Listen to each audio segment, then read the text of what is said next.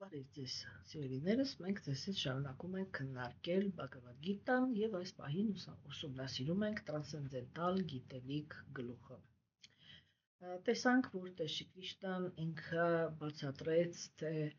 որ կենդանիակները իրենք ինչպիսի զոհագործություններ պետք է կատարեն, որպեսզի լինեն հաջողակ իրենց հոգևոր process-ներում։ Դա վերաբերվում էր նրան, որ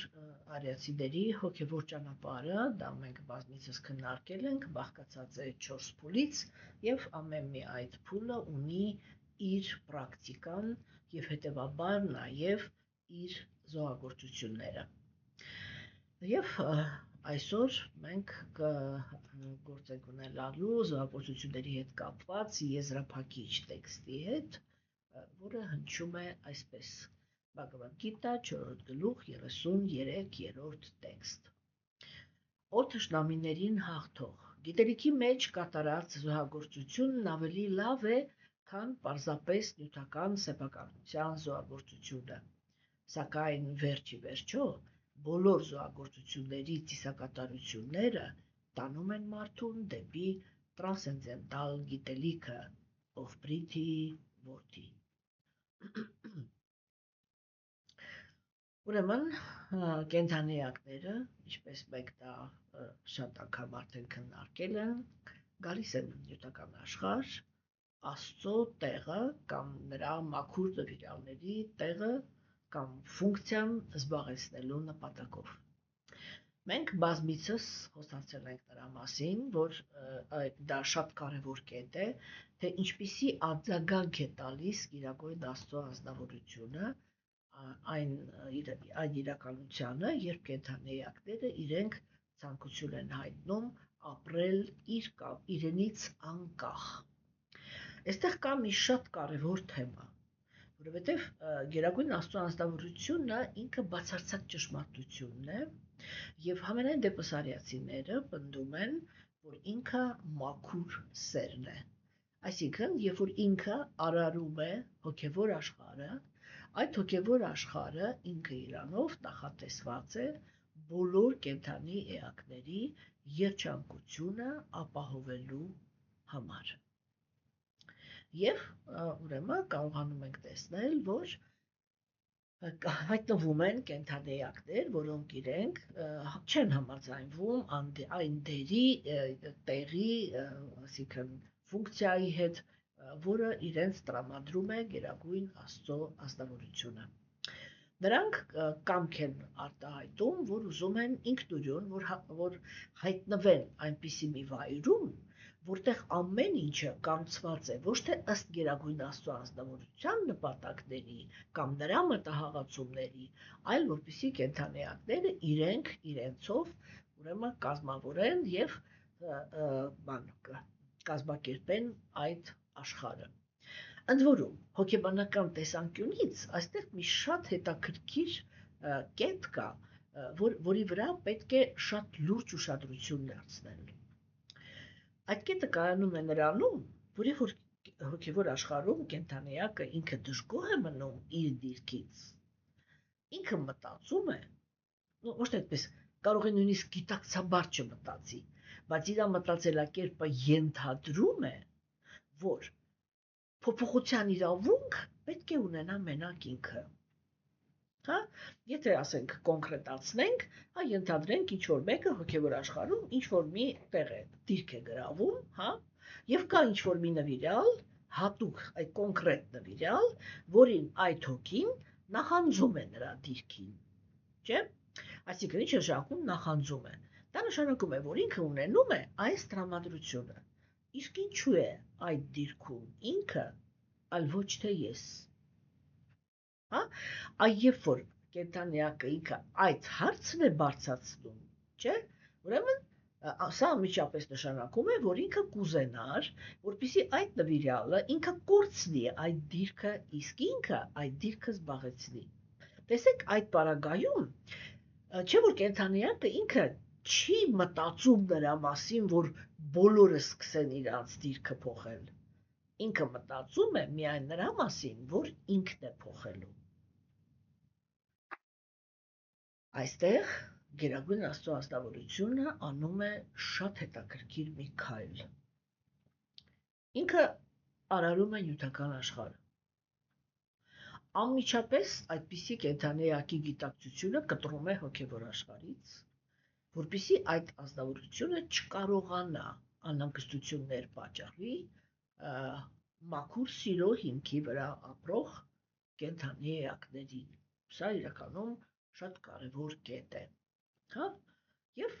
հետևաբար, ուրեմն Գերագույն Աստծո անձնավորությունը ինքը շահագրգռված է մնում, որպեսզի հոգևոր աշխարհի երանությունը չխախտվի,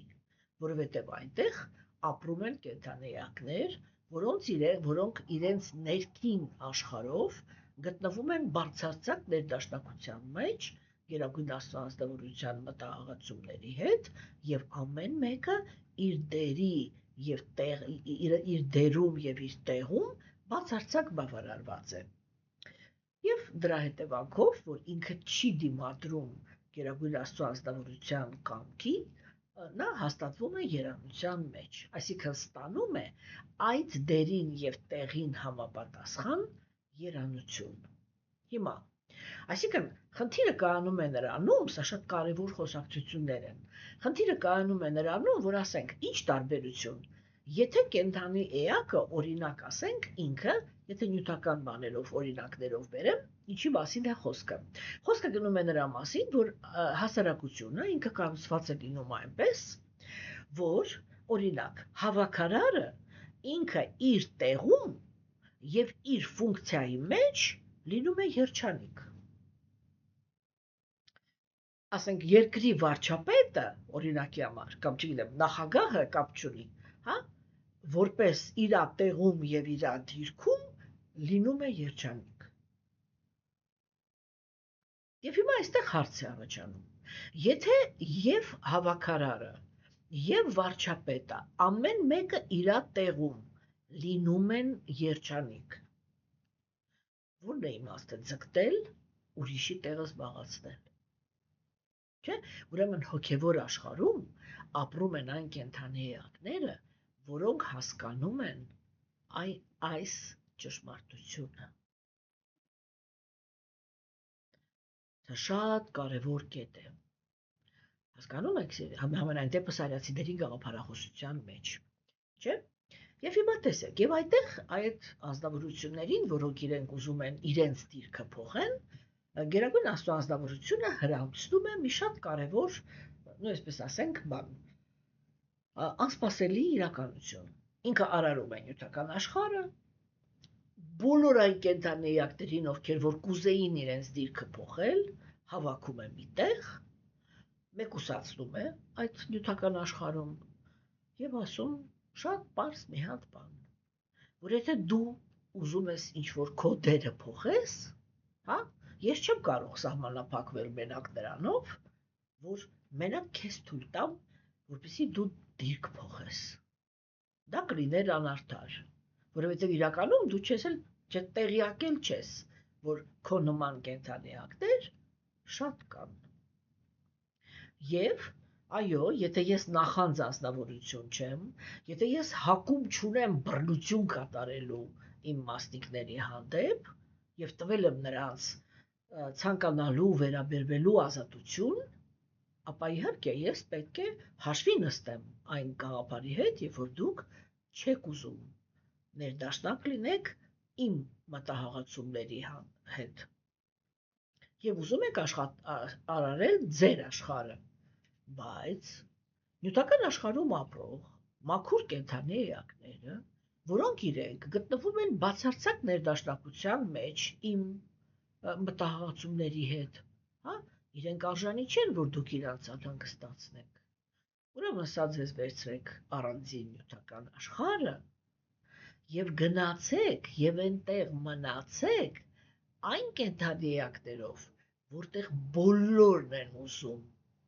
կարևոր դիրք գրավել։ Եվ տեսեք, թե աշխարհը ինքը ինչի է վերածվում։ Եվ մենք բոլոր այն կենդանի էակներս, որոնք նստած են նյութական աշխարհում, մենք պարզ տեսնում ենք, թե երբ որ ամեն մի կենդանի էակ իր հերթին ուրեմն ինչ որ մի առավելության է ձգտում եւ կարող է անել դա եւ բռնության հիմքի վրա, հա, եւ ուրեմն մրցակցության, մենք տեսնում ենք, որ աշխարհը լցվում է դաժանությամբ, խորամանկությամբ, ագահությամբ եւ տառապանքով։ Չէ՞։ Հիմա երբ որ ուրեմն կենդանիակները իրենք հայտնվում են այդ իրավիճակում, ապա այստեղ արդեն նյութական աշխարհում ամեն մի կենդանիակ, երբ որ ինքը առավելության է ձգտում, ինքը իրականում ձգտում է Աստծո դիրքին։ Այդտեղ արտահայտվում է Աստծո հանդեպ նախանձը։ Մենք դա այսօր առավոտյան էլ այսպես համահունչ եղավ թեմաները, առավոտյան էլ էինք քննարկում, չէ՞, եւ մի փոքր կրկնություն է ստացվում նրանց համար, ովքեր որ լսում են եւ Բhagavad Gita-ն եւ Bhagavatam-ը, այդ իսկ պատճառով ես ներողություն եմ խնդրում նրանցից, ում համար հիմա այս գաղափարները իրանք կրկնություն են։ Եվ տեսեք ասենք, չէ, եւ մենք խոսեցինք առավոտյան դրա մասին, որ կան կենդանիակներ, որոնք իրենք նախանձում են Աստծո ծառաներին կամ նրա մտերմիկ նվիրալներին։ Ուրեմն մենք կարողանում ենք հասկանալ, որ եթե Գերագույն Աստծո անձնավորությունը ինքը այդպիսի կենդանիակներին չտար այդ հնարավորությունը, հա, ապա ինքը կստացվեր նախանձ անձնավորություն, որը չի կարողանում կենդանիակներին տալ ազատություն, եւ այդ ազատության մեջ ռեալ ուզենալ, որպեսզի եւ նրանք, ովքեր ուզում են իր հետ ապրեն, եւ նրանք, ովքեր չեն ուզում, երկուսն էլ ամեն մեկը իրաց տեղում լինի երջանիկ։ Երբ որ մենք հետևում ենք, թե արիացիները իրենք ինչպիսի գաղափարներ են առաջ քաշում, թե ինչպես է կազմավորվել նյութական աշխարհը, ինչ հոգեբանական հիմքերի վրա, ինչպիսի օրինաչափությունների է ենթարկվում, չէ, ապա մենք կարողանում ենք տեսնել, որ Գերագույն Աստծո անձնավորությունը իրոք բացարձակապես առանց ոչ մի գրամ նախանձի նշույլի անգամ արարել է նյութական աշխարհը եւ ամեն մոլորակի վրա եւ ամբողջ նյութական աշխարհում ընդհանուր առմամբ տվել է կենդանիակներին տարբեր մարմիններ համապատասխան իրենց գիտակցության, հա, այդ մարմիններին համապատասխան մոլորակներ է արարել եւ ամեն մի մոլորակի վրա այդ համապատասխան կենդանիակներին շռայլորեն ապահովել է ամեն ինչով, ինչ որ անհրաժեշտ է նրանց կյանքի համար։ Չէ՞։ Հիմա այսինքն մենք կարողանում ենք համոզվել, որ Գերագույն Աստծո անձնավորությունը իր բնությամբ ինքը կատարյալ անձնավորություն է։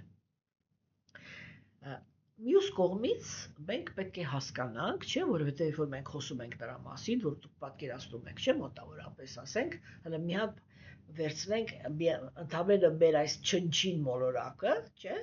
եւ մենք կարողանում ենք տեսնել, չէ, թե միլիարդավոր կենդանիակներ են մեր մոլորակում, մեր լրակում գոյություն ունեցել, չէ,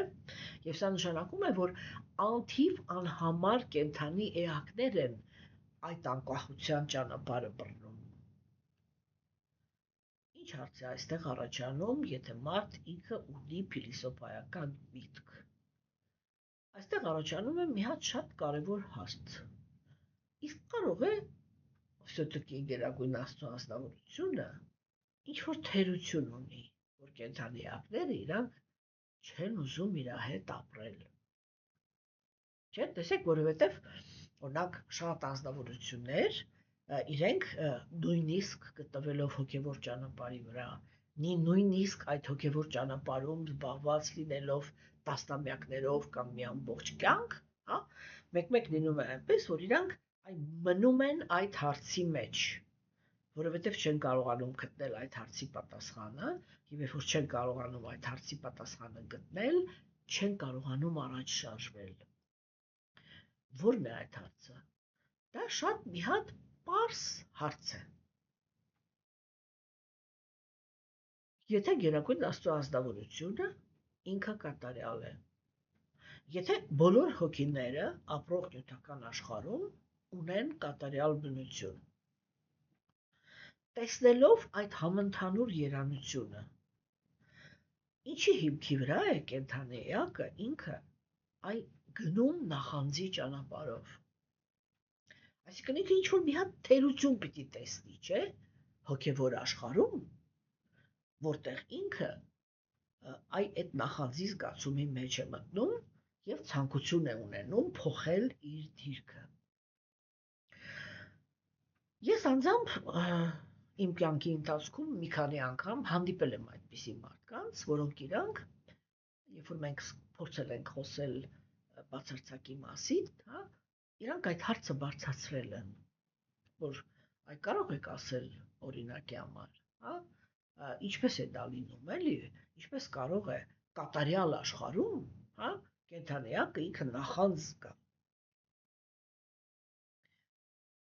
Ես միշտ փորձել եմ տարբեր կետերից բացատրեմ այդ երևույթը, բայց միշտ զգացել եմ, որ այն արգումենտները, որոնք բավարար էին ինձ, որպեսզի ես հասկանամ, թե ինչպես է այդ ամեն ինչը տեղի ունենում, այդ մարդկանց համար բավարար չէին։ Եվ իրենք շատ հաճախ կարող էին այո նույնիսկ չբավարարված հեռանալ, հա, մտածելով, որ չստացան իրանց հարցի պատասխանը։ Այսինքն ես տալիս էի այն պատասխանը, որը ինձ բավարարում էր, բայց դիմացինին այդ պատասխանը չէր բավարարում եւ ինքը ավելի լուրջ արգումենտներ էր ուզում։ Այդ ամեն ինչը ընկավ իր տեղը, երբ որ ես հանդիպեցի Բաքսիվինոդ Թակուրի ուրեմն աշխատություններին, որտեղ աշխատություններից մեկում ինքը մի շատ կարևոր գաղափար առաջ քաշեց, հենց այդ հարցը բարձրացնում է ինքը, ասում է եւ այո, այսպեսի հարց է առաջանում, թե ասենք ինչպես կարող է կատարյալ աշխարհում կենդանիակը ինքը ունենա նախանձի զգացում։ Երբ որ ինքը տեսնում է, որ այդ աշխարհում բոլորը երանելի են, եւ երբ որ իր մեջ նույնիսկ եթե մտնում է ինչ-որ մի անհանգստություն, չէ, ինքը անմիջապես տեսնելով բոլորի երանությունը, պետք է որ ձգտի, որպեսզի այդ երանությունը ինքն էլ լինի այդ երանության մասնակիցը։ Ինչու է այնպես ստացվում, որ ինքը բոլոր դեպքերում հայտնվում է նյութական աշխարհում։ Ինչպես է դա այդպես ստացվում։ Հասկանում եք, չէ՞։ Եվ տեսեք, ասենք, արիացիները իրենք այսպես են, Բաքսիվինոդ Թակուրը ինքը այսպես պատասխանեց այդ հարցին։ Ինքը ասեց իհարկե, այդ հարցադրումը բացարձակ արդար է։ Եվ հոգևոր աշխարհում չի կարող լինել նախանձ։ Ուրեմն առաջինը, ինչ որ մենք պետք է հասկանանք, որ վարկյան, այսինքն այն վարկյանի միլիարդ երրորդ մաս չի անցնում, երբ որ կենդանիակը ինքը հենց իրան թույլ է տալիս այդ նախանձի զգացումը,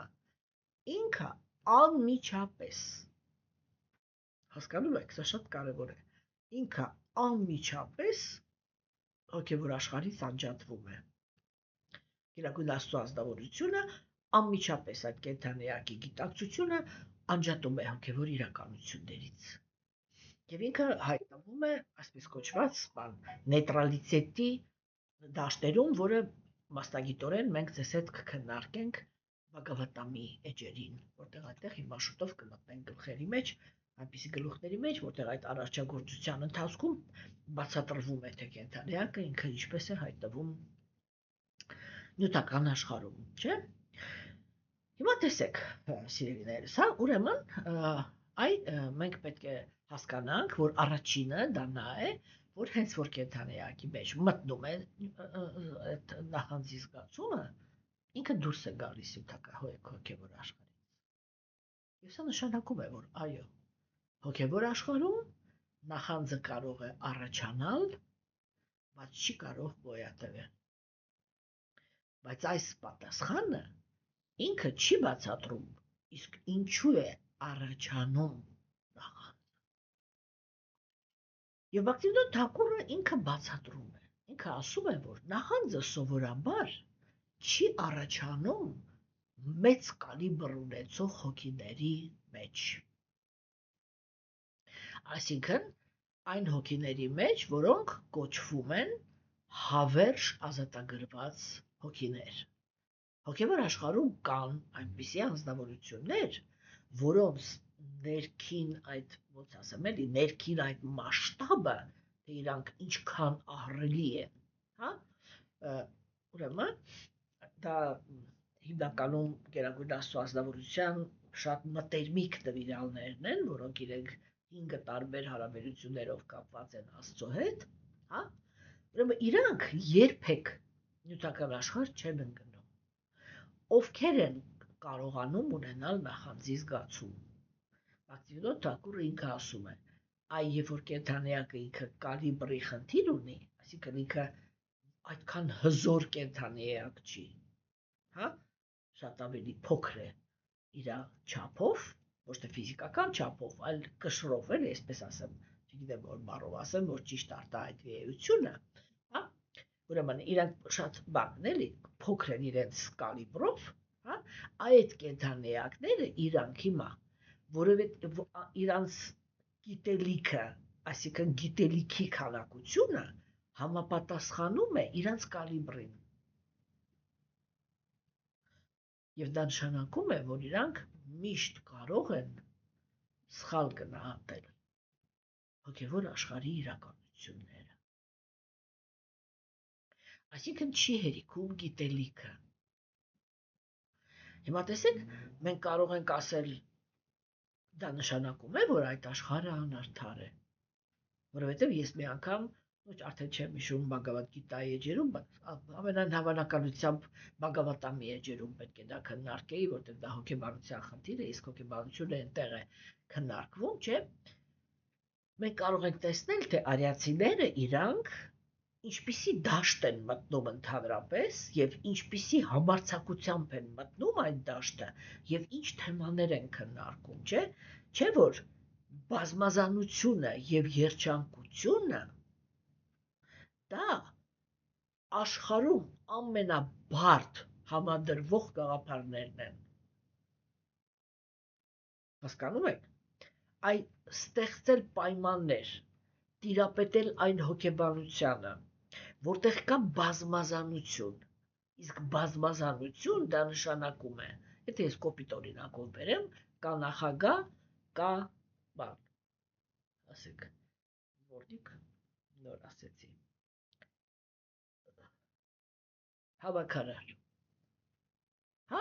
եւ այդտեղ պիտի լինի երանություն, հասկանում եք, հա, այսինքն մենք պիտի հասկանանք, էլի, որ օրինակ ասենք, եթե մենք խոսում ենք նախագահի մասին, չէ, չպետք է հասկանանք, չէ, որ դրանք սովորական մարդիկ չեն, որովհետև դրանք ազնվորություններ են, որոնց բանականությունը կարողանում է ընկալել, չէ, մի ամբողջ պետությունը կառավարելու գիտելիքը, այսինքն ունենալ այդքան լայնամասշտաբ մտածելակերպ, որտեղ դու կարող ես հաշվի առնել ամեն ինչը եւ ճիշտ ղեկավարել երկիրը, չէ՞, որտեղ եթե մարդը ինքը հմտություն չունի, ինքը երկիրը տանում է դեպի կործանման։ Եթե ինքը չունի իշխանավորին համապատասխան, ու կոպիտ ասած ուղեղ։ Հասկանում եք, չէ՞։ Հիմա եւ ասենք մենք տեսնում ենք, որ դա ամենաբարդ խնդիրն է։ Եվ այն համարձակությունը, որով արիացիները մտնում են այդ թեմաների մեջ, եւ այն խորությունը, որով իրանք քննարկում են, թե որը ինչից հետո է, չէ՞, տեսեք հիմա, մենք եկանք, չէ, գնացինք, եթե կա բազմազանությունը, դա նշանակում է կան տարբեր դիրքեր։ Տարբեր դիրքերը դա նշանակում է, որ ամեն մեկը ինքը ունի տարբեր պոտենցիալ։ Այսինքն այդպես է եւ հոգեվոր աշխարհում, եւ նյութական։ Արիացիները իրենք պնդում են, որ նյութական աշխարհը դա հոգեվոր աշխարհի արտացոլանքն է։ Հա, այսինքն ինքը կառուցվածքի տեսանկյունից չի տարբերվում հոգեվոր աշխարհից, իսկ հոգեբանության տեսանկյունից տարբերվում է։ Կառուցվածքային տեսանկյունից դա հենց հոգևոր աշխարհում է, որ գոյություն ունեն 5 գլխավոր հարաբերությունները՝ ծանոթություն, ծառայողական, ընկերական, բարեկամական եւ սիրային։ Հա, երբ որ արարվում է նյութական աշխարհը, այդ կառուցվածքային տեսանկյունից, կառուցվածքի կառուցվածքին ոչ մեկ ձեռք չի տալիս։ Կառուցվածքը ինչ կար, դա էլ մնում է։ Բայց հոգեբանական տեսանկյունից հոգևոր աշխարհը այդ նույն կառուցվածքի մեջ գործում է մաքուր սիրո հիմքի վրա, իսկ նյութական աշխարհում այդ նույն կառուցվածքի մեջ կենդանիակները գործում են էգոիստական ցանկությունների, այսինքն էգոիզմի հիմքի վրա։ Չէ՞։ Այսինքն կառուցվածքային տեսանկյունից դա բացարձակ նույն բանն է։ Եվ մենք կարողանում ենք տեսնել, չէ՞, որ ասենք այդ նյութական աշխարհում դա ինչքան բարդ խնդիր է։ Այ հենց որ գալիս է աստվածամերժության դարաշրջանը, այսինքն արանքից դուրս է գալիս Աստված, եւ եթե նույնիսկ կա կրոնական դաշտ, ռեալ Աստված ինքը արանքից դուրս եկած է, եւ այդ իր տեղը գրավում է հորինված աստվածները։ Եթե մենք լուրջ ենք խոսում, էլի, կներեք այստեղ արդեն։ Հա, տեսեք, հենց որ այդ դա է տեղի ունենում, չէ՞։ Այդ երջանկության գաղափարը ինքը ընդհանրապես դուրս է թռնում, որովհետեւ մենք մի շատ հետաքրքիր ֆենոմեն ենք ստանում։ Այն ֆենոմենը, որը մենք ձեզ հետ ուսումնասիրում ենք, եւ հենց այդ ֆենոմենն է ինձ ստիպել, որ ես մեր երկրի, մեր ազգի համար այսքան բարդ իրավիճակում քննարկեմ այս գիտելիքը, որովհետև արիացիները կարողանում էին կառուցել երջանիկ հասարակություն։ Մեր ժամանակներում հիմա կան հայեր, որոնք թողներ են ինձի, բայց իրանք գնում են այն ճանապարհով, որ լսում են, թե ասենք ինչպիսինը պիտի լինի կատարյալ հասարակությունը, վերցնում են այդ գիտելիքը, սեփականացնում են, հետո ներկայացնում են այդպես, որ այ հայերը իրանք իրականում դա հենց իրանք է, որ առաջինը այսպիսի հիմքերի վրա հասարակություն են ունեցել, չգիտեմ ինչ, եւ այդտեղ միակ խնդիրը, որ իրանք փորձում են լուծել, դա նա է, թե ով է առաջի քաղաքակիրթ ազգը։ Ես հազար անգամ ձեզ հետ քննարկել եմ եւ արդեն հոգնել եմ այդ, ես դաժե գոհ եմ, որ ասենք այդ թեմայով այլևս ինձ ոչ մեկ չի անհանգստացնում, հա, բայց հիմա ուղղակի տեղ եկավ մի նախադասությունով հիշացնեմ։ Մեզ այդ թեման չի հետաքրքրում։ Մեզ չի հետաքրքրում ով է եղել առաջինը, բայց մենք ունենք այ դեմս արիացիների արդեն կարևոր չի, թե այդ արիացիների իրանք եղել են ռուս, թուրք, հայ, չգիտեմ, հույն թե ով, ընդհանրապես կարևոր չի։ Այն գաղափարախոսությունը, որը մենք ստացել ենք, այդ իրենց գրական ժառանգության մեջ այն հասարակության նկարագիրը, որը մենք ստանում ենք, հա, այն սկզբունքները, որ իրենք քննարկում են, մենք տեսնում ենք, որ դա երջանիկ հասարակություն էր։ Երջանիկ հասարակություն էր եւ ուրեմն այս իմաստով շատ հետաքրքիր է մեզ համար, չէ՞, այսինքն մենք ունենք հոգևոր աշխարհը, որտեղ կա բազմազանություն եւ կա երանություն հավերժ, մենք ունենք նյութական աշխարհը, որտեղ կան տոտալիտար հասարակություններ, որտեղ միանշանակ միայն բռնությունն է, չէ՞, ինչպես տեսնում ենք հիմա այս պահին աշխարհը ինքը ի շնորհիվ կարող ենք ասել Ռուսաստանի, Չինաստանի եւ Թուրքիայի, աշխարհը հիմա գնում է դեպի տոտալիտար, ուրեմն ընդհանուր առմամբ տոտալիտար կառուցվածքի, որտեղ շատ մեծ հարվածի տակ է հիմա ընկել դեմոկրատիան, ինչու է դա կարևոր, այնպես չի, որ ես դեմոկրատիայի մեջ ամեն ինչի հետ համաձայն եմ, բայց ամենայն բոլոր դեպքերում մեր ժամանակներում դա սովորական մարդու համար դա ամենաբարենպաստ հասարակությունն էր, որտեղ որ ընդհանրապես քննարկվում էր մարդու իրավունքները։ Երբ որ այդ երեք պետությունները, Ռուսաստանը, Չինաստանը եւ Թուրքիան, իրանք այդ հայտը ներկայացրեցին, որ իրանք ուզում են լինել կայսրություն եւ միապետ կայսրություններ, հա, այդ իրականությունը ինքը ստիպեց Միացյալ Նահանգներին, որպեսզի իրենք այդպիսի մի քայլ կատարեն, որ եթե արդեն բռնապետություն է, ապա ամենաանկախատեսելի բռնապետությունը, որը կարող է լինել այս աշխարհում, հենց մենք ենք։ Եվ այդ գաղափարը հիմա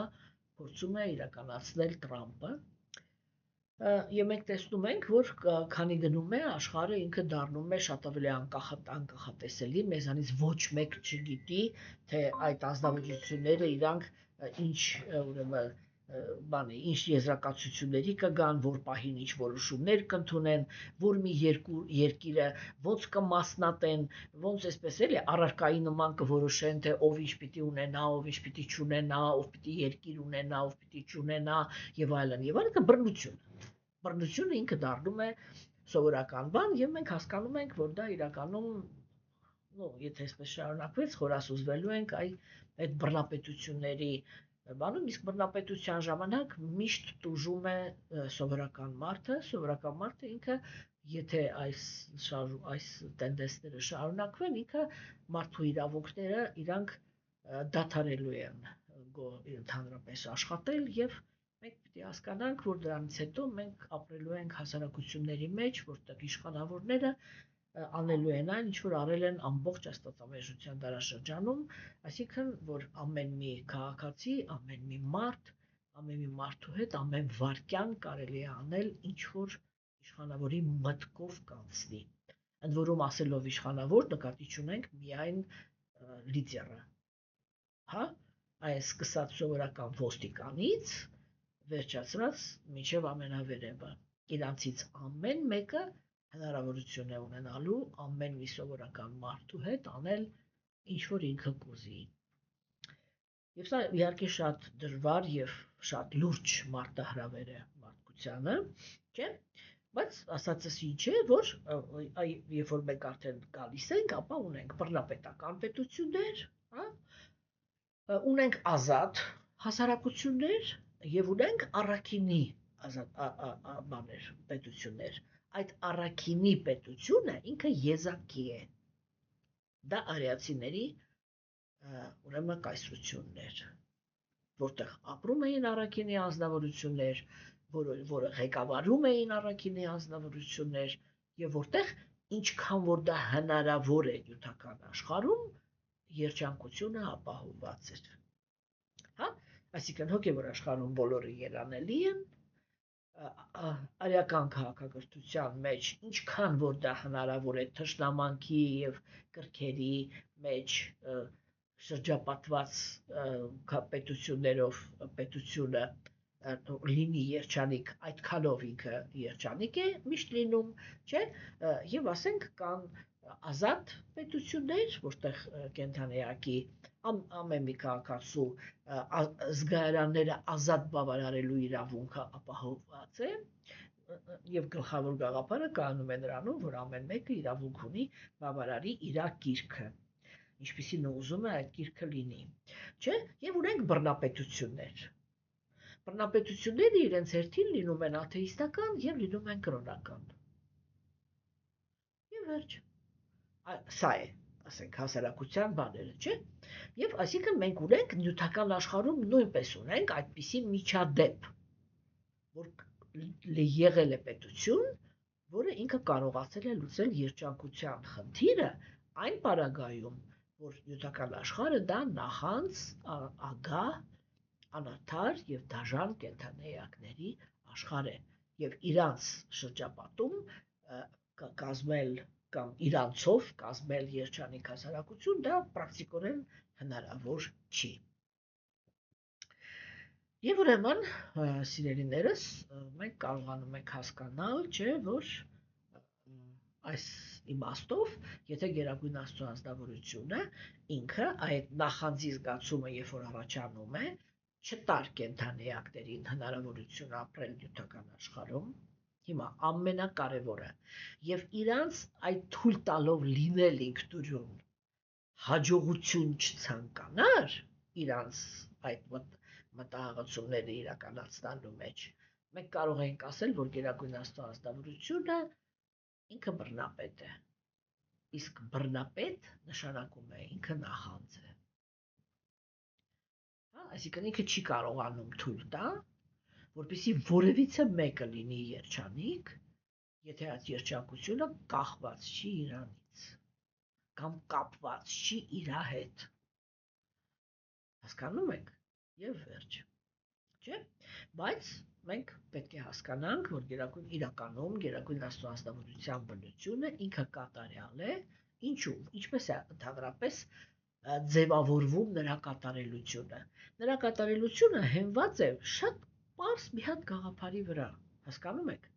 Ինքը այնքան հզոր է եւ այնքան է գերազանցում բոլոր կենդանի էակներին 6 արժանինքների մեջ, հա, այսինքն ինքը ամենագեղեցիկն է։ Պատկերավոր ասած, ամենաառողջն է, ամենահզորն է, ամենահարուստն է, հա, ամենափառավորն է եւ ամենաանկախը։ Սա են այն բոլոր բաները, արժանինքները, ինչին ձգտում են բոլոր կենդանիակները եւ կախված նրանից, թե իրանք ինչքանով այս արժանինքները ունեն, դրանից է կախված, թե ինչքան,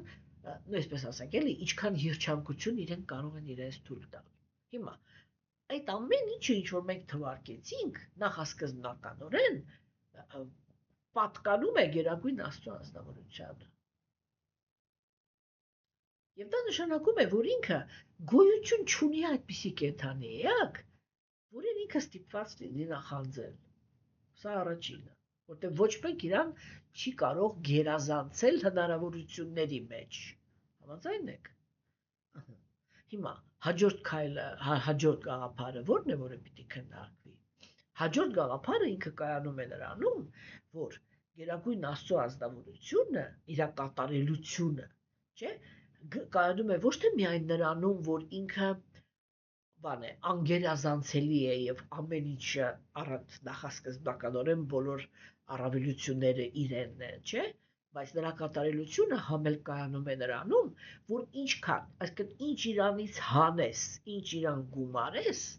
ինքը երբեք կորուստ չի ունենում։ Հասկանում եք, եւ անկախ նրանից, թե այդ կենդանիակները իրենք ուզում են առանց իրան ապրել, թե ուզում են ապրել իր հետ, իր երանությունը դրանից չի պակասում։ Եվ սա ինքը շատ կարևոր գաղափար է, որը մենք կարողանանք հասկանալ, հա։ Այսինքն, երբ որ ուրեմն այն նրանից ինչ-որ մի բան վերցնենք կամ նրան ինչ-որ մի բան ավելացնենք, ինքը կմնա անփոփոխ։ Սա շատ կարևոր է հասկանալու համար, հա։ Ուստի,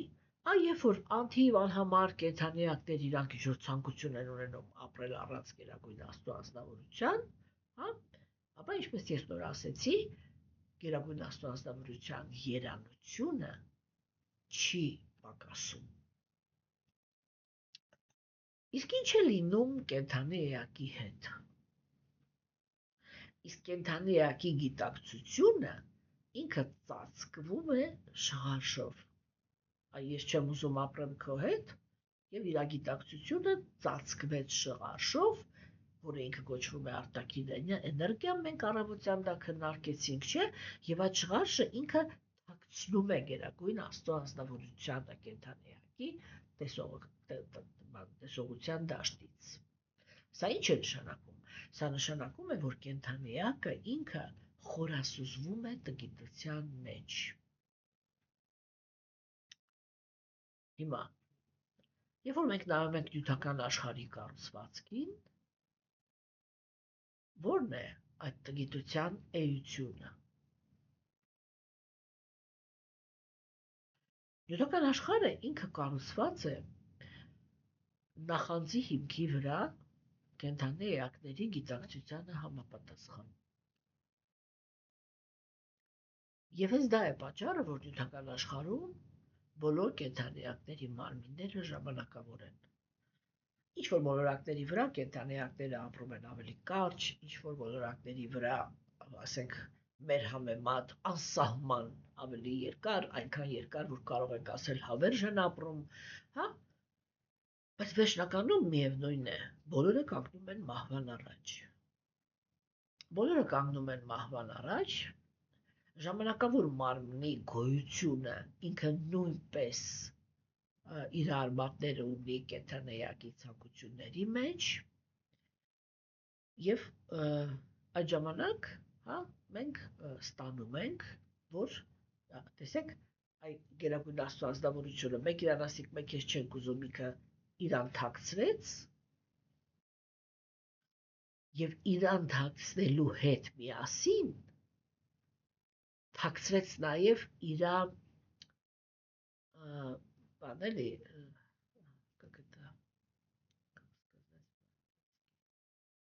намерение իրա մտահղացումը, հա, երևի намерение, էլի, հա, ինքը թաքցրեց նաև այդ իրա մտահղացումը, որպեսզի բոլորը լինեն երջանիկ։ Հասկանում եք։ Եվ իրա հետ մնացին նրանք, ովքեր այո, իրանք էլ են մտահոգված, որ բոլորը լինեն երջանիկ։ Ես եւ բոլորը։ Հա, այնտեղ կան մարդիկ, որոնք իրանք որ ասում են բոլորը երջանիկ, իրանք իրանց մոռանում են։ Ինքը կենթանիակը եւ մնացած բոլորը, չէ՞։ Հիմա տեսեք, այդ գաղափարը ինքը կորում է նյութական աշխարհում կենթանիակի տեսողության դաշտից։ Ինչ է մնում։ Առաջին հերթին մնում է գոյության պայքարը։ Ինչու՞, որովհետեւ այդ նախանձի հիմքի վրա, չէ, ատելության հիմքի վրա կենթանիակները իրանք այնպիսի իրականություն են ստեղծում նյութական աշխարհում, որ մի կենթանիակը սնվում է մյուս կենթանիակի դիակով։ Այսինքն, որպեսզի մենք կարողանանք պահպանել մեր գոյությունը, սա շատ կարևոր է, որ հոգեբանական պլատֆորման մեր գոյության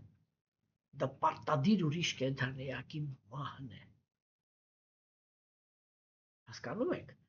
այն պատրաստակամությունը, որ մենք կարող ենք ապահովել մեր գոյությունը, զոհաբերելով ուրիշ կենթանիակիների գոյությունը։ Եվ եթե մենք հաշվի ենք առնում, որ այլացիները իրենք պնդում են, որ նյութական աշխարհի իրականությունը ինքը մեր ներսի արտացոլանքն է, սա հոգեբանները չեն էլի առաջի անգամ այս գաղափարը առաջ քաշել։ Հա, եւ եթե այդ դա է, ապա հասկանում եք, չէ, որ գիշատիչը իսկ բոլորը մենք մտածում ենք, որ խոտակերը ինքը այսպես բան է, էլի գիշատիչ չի, բայց բոլորն են գիշատիչ։ Որտեվ չէ, որ բնությունն էլ է կենթանի։ Եվ չէ, որ բնությունն էլ է ցավ զգում։ Սա արդեն, այսպես էլի, սենտիմենտալ խոսակցություն չի, սա գիտականորեն ապացուցված փաստեր են, չէ։ Երբ որ փորձեր են կատարվում եւ, ասենք, դրվում է 3 հատ բույս, մեկին մեկը մոտենում է, առանց ոչ մի բան ասելու, կանգնում է, թողնում հեռանում, մյուսը ինքը մոտենում է, ջարդում է, տերևները թողնում հեռանում, այն մյուսը մոտենում է, ջրում է, սիրում է, լավ բառեր է ասում, թողնում հեռանում։ Եվ բույսին միացնում են այդ բաները, էլեկտրոնները, հա, եւ այնտեղ չափում են, թե ինքը ինչ ռեակցիա է տալի։ Այնտեղ որտեղ մարդը ինքը ուղարկի մոտեցել, ուղարկի հեռացել էր, բույսը ոչ իրա գալով, ոչ իրա գնալով ոչ մի ռեակցիա չի տալիս։ Հա, երբ որ ինքը, ասենք, գալիս է այն ազնվորությունը, որը իրան ջարդել է, այսպես սկսում է թռնել այդ բանը, որ ինքը միանգամից խառնվեց իրար, որտեվ հիմա իրան նորից ջարդուփշուր են անելու։ Եվ երբ որ մոտենում է այն, որ ջրել է, սիրել է, եսի միջ, ինքը այսպես ուրախության բաներ Կալիբանյաններն է տալի։ Սա արդեն գիտականորեն ապացուցված է, չէ՞։ Այսինքն դա նշանակում է, որ անկախ նրանից բուսակեր, մսակեր, ինչ ոնց, նյութական աշխարհում չի լինում այդ իրականությունից դուրս գալ։ Չէ՞։ Դե լինում է իրականում, բայց որովհետև ասենք, եթե մենք ուղակի պտուղներն ենք ուտում, այդ ժամանակ մենք սպանություն չենք գործադրում, հատկապես եթե կորիզները թքում ենք, գցում ենք հողի վրա, չի կարելի ընդհանրապես կորիզները մի գցեք աղբի ամանը, գցեք հողի վրա, հա, ինքը որ կորիզը որ կարող է կարճել հողից եւ ծիլ տալ եւ կյանք տալ, ուրեմն դա իր ճակատագիրներ։ Իսկ երբ որ մենք իրանց գցում ենք աղբավանի մեջ, մենք իրանց զրկում ենք ընդհանրապես էլի ծիլ տալու կամ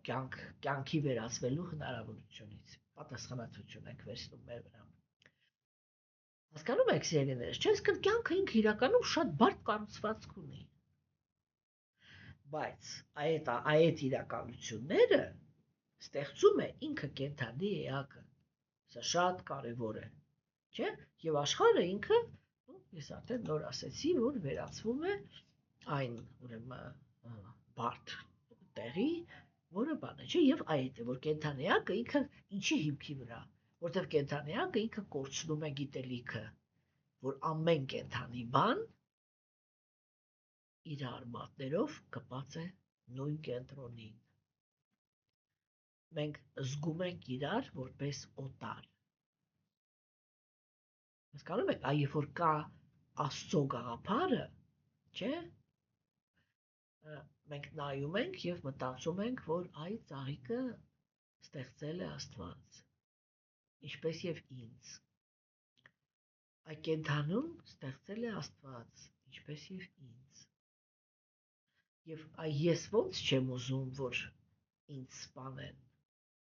Այդպես էլ այդ կենդանի էակը չի ուզում, որ իրան սպանեն։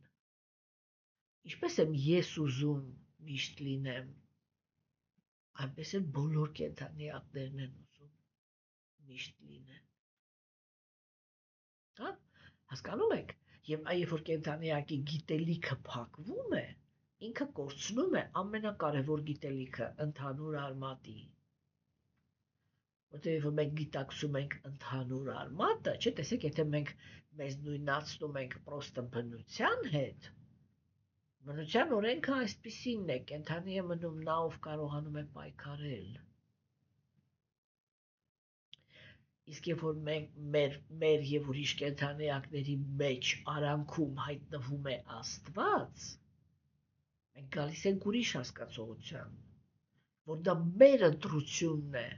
թե մենք ինչպես ենք վերաբերվում գերագույն Աստծո անձնավորության արարված ուրիշ կենդանիակներին։ Այ երբ որ կենդանիակը ինքը այդ գիտելիքը կորցնում է, չէ, ինքը հայտնվում է բավականին դժվարին իրավիճակում եւ մենք պիտի հասկանանք, որ այո, արիացիների մոտ դա շատ կարևոր գաղափար էր, որ գիտությունը դա միշտ նշանակում է, որ կենդանիակը կորցնում է իր կապը Աստծո հետ։ Հա, եւ այդտեղից է, որ հենց որ ինքը այդ կապը կորցրեց, ինքը ազատ իրան թույլ է տալիս էգոիզմի պլատֆորմայի հիմքի վրա, ուրեմն բան անել, գործողություններ կատարել։ Ինչու եմ ես այսքան երկար սրա մասին խոսում, որովհետև այստեղ, չէ, շատ կարևոր թեմա քննարկեց գերագույն Աստծո ազնվորությունը։ Ինքը ասեց, զոհագործությունները կարելի է կատարել առանց գիտելիքի եւ գիտելիքի մեջ։ Չէ՞։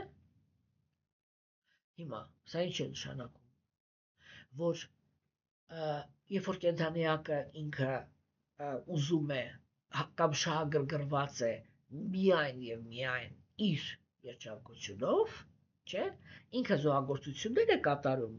տգիտության մեջ, այսինքն էգոիզմի հիմքի վրա, որտեղ էգոիզմը դա տգիտությունն է։ Չէ՞։ Հիմա Գերագույն Աստծո ազնվորությունը ինքը 4-րդ գլխի ընթացքում բացատրեց, որ ճիշտ գործողությունները դա զոհագործությունն է։ Զոհագործությունները ըստ իրան մաքրագործում են կենդանի էակին, հա, այսինքն իրանք ունեն երկու էֆեկտ։ Մի կողմից իրանք մաքրագործում են կենդանի էակին, մյուս կողմից կատարում են նրա նյութական ցանկությունները։ Եվ այդպես կենդանիակը ինքը հաստատվում է երջանիկ ու խաղաղ, այսպես էլի, բարգավաճ կյանքի մեջ։ Չէ՞։ Հիմա այս տեքստով, այսօրվա մեր տեքստով, Տեր Քրիստոսն ինքը բացատրեց, թե ընդհանրապես որն է այդ զոհագործությունը, որտեղ ինքը ասեց կա զոհագործություն, զոհագործությունը նախատեսված է նրա համար, որպեսզի կենդանիակը կարողանա ի կատարածի իր ցանկությունները, չէ՞, իսկ նյութական աշխարհում իր ցանկությունները ստանդարտ են։ Լինեմ առողջ, ունենամ գեղեցկություն, լինեմ հարուստ, լինեմ ուժեղ, ունենամ լավ դիրք հասարակության մեջ, չէ՞, որտեղ որ մոլորակի վրա ուզում եմ լինեմ, ունենամ լավ երեխաներ, լավ ընտանիք, բան, չգիտեմ, ապրեմ հզոր երկրում, որ ինքնապաշտպանված լինեմ, հա, եւ այլն, այսինքն այդ բուկետը, թե կենթանիակը ինքը նյութական աշխարհում ինչ է ուզում, դա ստանդարտ է, չէ՞։ Հիմա Գերագույն Աստծո ազնվորությունը ինքը ասեց, այդ զոհագործությունները իրանք մեթոդն են, որպեսզի կենթանիակը ինքը չմտնի ուրիշ կենթանիակների հետ թշնամանքի մեջ եւ մրցակցության մեջ։ Ցանկություն ունես, փոխարեն սրա դրան նեղացնես, սպանես, մորթես, բռնաբարես, եսի ինչ անես, գնում ես խոնարհվում ես Աստծուն եւ Աստված այդ խնդիրները լուծում է, եթե այդ խնդիրները քո ցանկությունը չեն պարունակում ուրիշ կենթանիակների տառապանք, չէ՞։ Հիմա տեսեք, կենթանիակը ինքը կարող է բռնությունով լի ցանկություն ունենա, հա, դիմի այդ բռնությանը, անասելի տառապանքներ պատճառի ուրիշ կենթանիակներին, բայց երբ որ հաղթանակի է հասնում, ասի մեռնեմ Աստծո զորությանը, օգնեց, որ ես հաղթեմ։ Մենք պիտի հասկանանք, որ այդպիսի գործողությունների մեջ Գերագույն Աստծո ազնվորությունը ոչ մի մասնակցություն չունի, եւ ինքը չի կարող հովանավորի այն ազնվորություններին, որոնք իրենք անասելի բռնության եւ դաժանության ճանապարհներով իրենց համար ինչ որ բան են, ինչ որ, չգիտեմ, ինչ որ ձեռքբերումներ են ունենում։ Բա այդտեղ ի՞նչն է գործում։ Այդտեղ գործում է նյութական աշխարհի օրենքը։ Ով ուժեղ է, նա հաղթում է։ Եվ ով որ ճիքեր է գործադրել, որ լինի հզոր, նա էլ կարողանում է հաղթել, որտեղ ինչ որ մեկը ճիքեր է գործադրում, որ հզորանա, ինչ որ մյուսն էլ այդ ընթացքում կողոպտում, գողանում, աղքատացնում է իր երկիրը։ Հա, այդտեղ որ իրան ուժեղացնում էր, ինքը որ գա, այդտեղ շանս կա, որ ինքը պարտվի։ Աստված այդտեղ պրիչոմ։ Ինքը այդտեղ ոչ մի ни при чем вообще։ Ով ինչ ճիքեր գործադրեց, դրա համապատասխան էլ ստացավ։ Իսկ կենթանիակները, հատկապես աստվածամեժության դարաշրջանում, չէ, շատ հաճախ իրանք ուզում են, որ իրանք ոնց ուզում են ապրեն, մենակ վայլեն, ուրիշ ոչ մի բանի մասին չմտածեն, առավոտից իրիկու գողանան, գրփեն, խրփեն, խաբեն, դաժանություններ անեն, անարդարություններ եսի, ինչ թուլացնեն իրանց երկիրը, իրանց ընտանիքը, իրանց ազգը կապ չունի արդեն, հասկանում եք։ Եվ վերջում Աստված ինչ որ մի հատ sense հրաշք գործի, եւ նա որ այդ ամբողջ ընթացքում հզորություն է հավաքել, պարտվի։ Այդպիսի բան որտեղ կա, ոչ միտեղ այդպիսի բան չկա։ Աստված հոգնել է ցույց տալու, որ ինքը այդտեղ չի մասնակցում։ Եվ Բhagavad Gita-ում ինքը հենց այդպես էլ կասի հետագայում. կենթանիակի ճիքերը եւ իմ կամքը։ Ով ճիքեր է գործադրել, նա էլ հաղթում է, վերջ։ Անկախ նրանից լավ, վատ կապ չունի։ Վատ բաների համար է ճիքեր գործադրել, հետո եթե ինքը այդ վատ բաներ արարքներ կանի, դրա համար պատասխան կտա։ Պատասխանը միշտ գալիս է վերջում։ Սա է նյութական աշխարհի բանը, արդարությունը։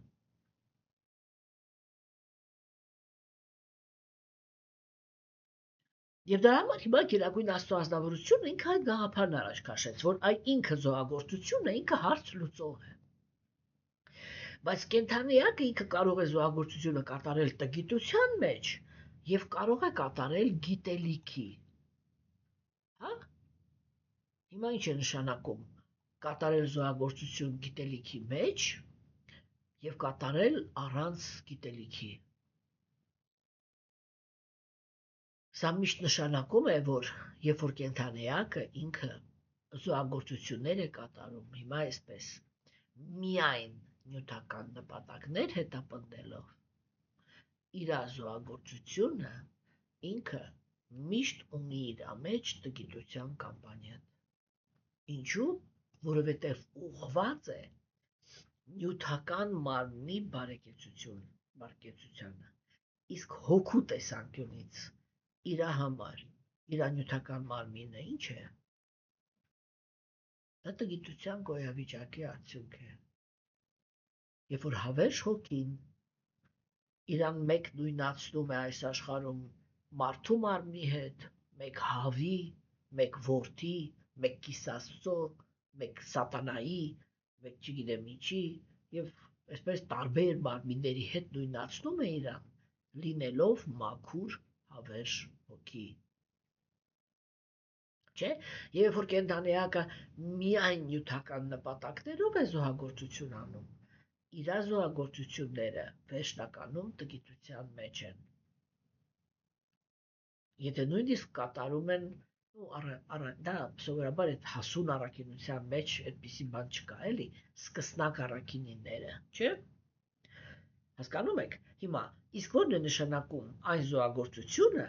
որը կատարվում է հոգևոր զարգացման համար։ Գիտեք, իրական, այսինքն գիտելիքի մեջ հաստատված հոգևոր մարդը, հա,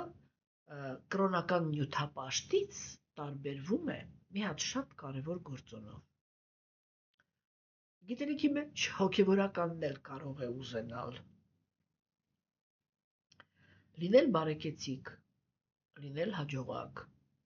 լինել երջանիկ, հա, ունենալ լավ երեխաներ, լավ ամուսին, ընդհանրապես ունենալ հանգիստ կյանք։